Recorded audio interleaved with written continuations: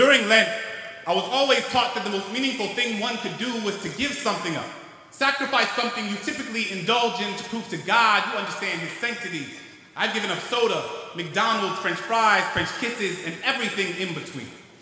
But one year, I gave up speaking.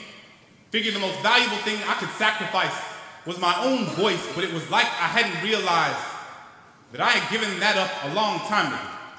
I've spent so much of my life telling people the things they wanted to hear instead of the things they needed to, told myself I wasn't meant to be anyone's conscience because I still had to figure out being my own, so sometimes I just wouldn't say anything, appeasing ignorance with my silence, unaware that validation doesn't need words to endorse its existence. When Christian was beat up for being gay, I put my hands in my pocket and walked with my head down as if I didn't even notice. Couldn't use my locker for weeks because the bolt on the lock reminded me of the one I had put on my lips when a homeless man on the corner looked at me with eyes up, merely searching for an affirmation that he was worth seeing. I was more concerned with touching the screen of my Apple than actually feeding him one when the woman at the fundraising gala said, "I'm so proud of you. It must be so hard teaching those poor, unintelligent kids." I bit my lip because apparently we needed her money more than my students needed their dignity. We spend so much time listening to the things people are saying that we rarely pay attention to the things they don't.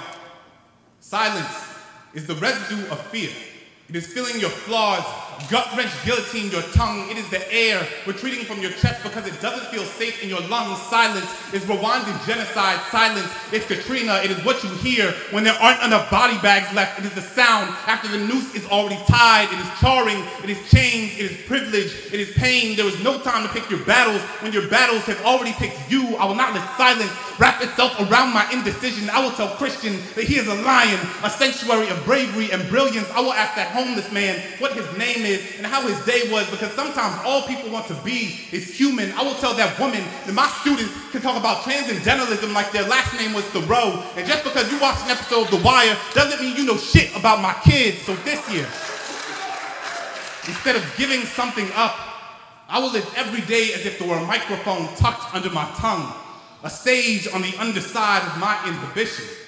Because who has to have a soapbox when all you have ever needed is your voice?